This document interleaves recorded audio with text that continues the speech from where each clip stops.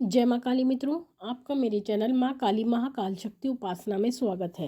मित्रों, अगर आप मेरे चैनल पर नए हैं तो मेरे चैनल को सब्सक्राइब कीजिए, लाइक कीजिए, शेयर कीजिए। साथ ही नोटिफिकेशन बेल को भी प्रेस कीजिए जिससे मेरी आने वाली वीडियोस का नोटिफिकेशन आपको तुरंत मिल जाए। मित्रों, आज का जो विषय है वो विषय ये है कि पितृदोष क्या होता है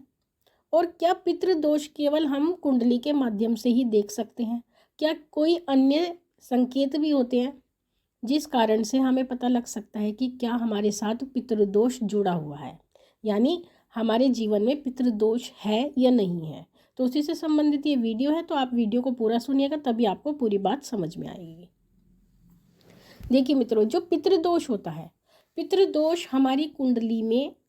ग्रहों की स्थिति के अनुसार बना होता है कि किस प्रकार से ग्रह बन बैठे हुए होते हैं, जिससे हमें पता लगता है कि कुंडली के जो विशेषज्ञ होते हैं देखकर बताते हैं कि आपकी कुंडली में पितृदोष है। और ये पितृदोष क्यों लगता है? पितृदोष इसलिए लगता है कि हमारे पूर्व जन्म के कुछ ऐसे कर्म होते हैं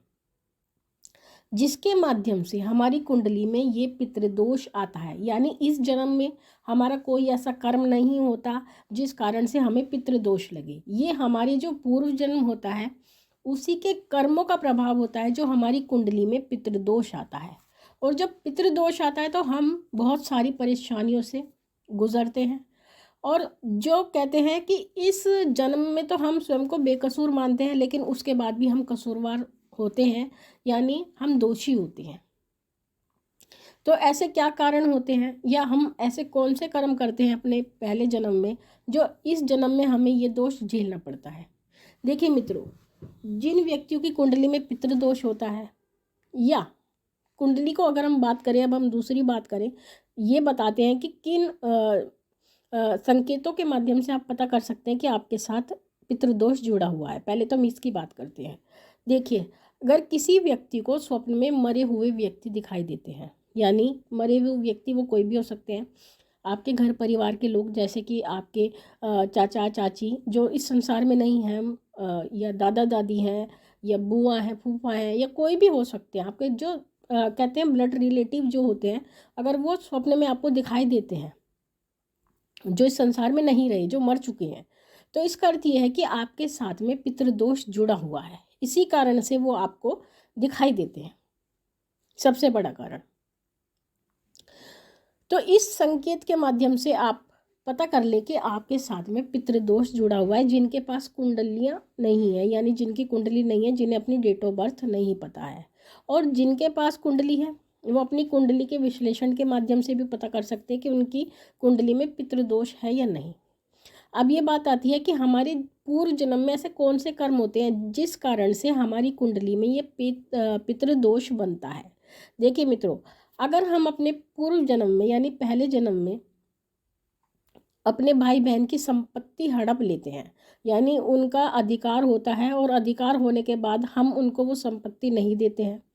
और गलत तरीके से उसको अपने कब्जे में कर लेते हैं, तो हमारी आने वाली जन्म में, यानी जब हम अपना अगला जन्म धारण करेंगे, तो उसमें हमारी कुंडली में पितृदोष होगा, या कुंडली ना भी हो तो भी ये पितृदोष हमारे जीवन के साथ जुड़ जाएगा। या हम किसी गरीब मजदूर को कोई हानि पहुंचाते हैं, उसकी संपत्ति पर कब्जा कर लेते हैं, तब ये पितृदोष बनता है। अगर किसी प्राणी को या किसी अपने गुरुजन की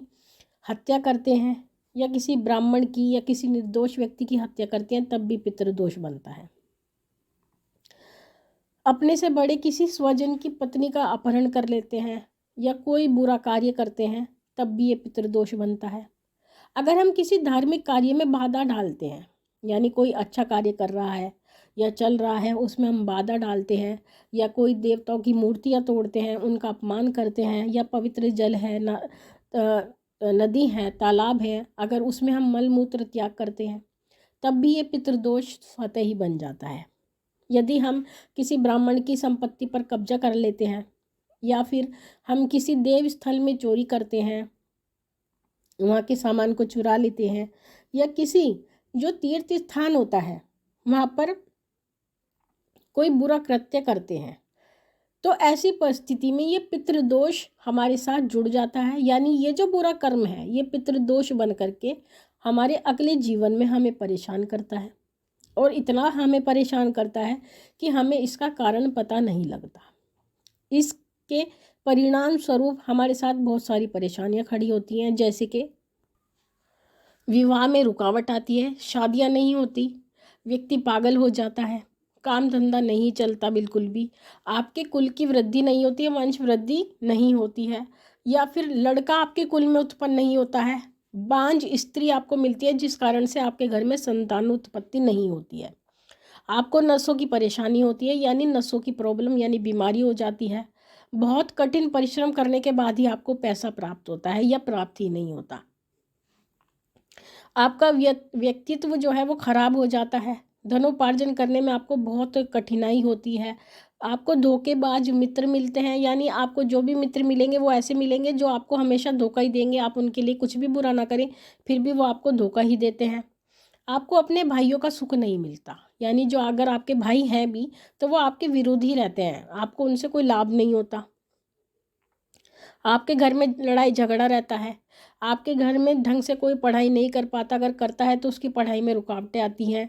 आप धनहीन हो जाते हैं, यानी आपके पास पैसा बिल्कुल नहीं रहता है, आप दरिद्र हो जाते हैं, आपको गृहस्थ का सुख नहीं मिलता है, विवाह नहीं होते, विवाह देरी से होते हैं,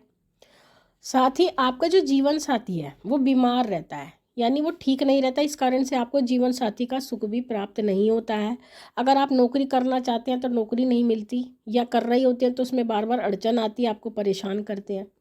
तो ये सभी परेशानी पितृदोष के कारण होती है। तो मित्रों, अगर आपने अपने पूर्व जन्म में ये कार्य किए हैं तो इस कारण से आपको इस जन्म में ये सभी परेशानी भुगतनी पड़ेंगी। तो इसलिए आपको अपने पितृदोष का निवारण करना चाहिए, और सबसे बड़ा जो निवारण है वो यही होता है कि आप अपने पितरों की सेवा करें। जो अनुष्ठान नहीं करवा सकते, जिनके पास सामर्थ्य नहीं है धन की, तो वो अमावस्या निकालें, पितृपक्ष में पितरों की सेवा करें, अच्छी प्रकार से श्राद्ध करें उनके, और आपको पितृदोष की अगर शांति करा सकते हैं तो पितृदोष की शांति कराएं।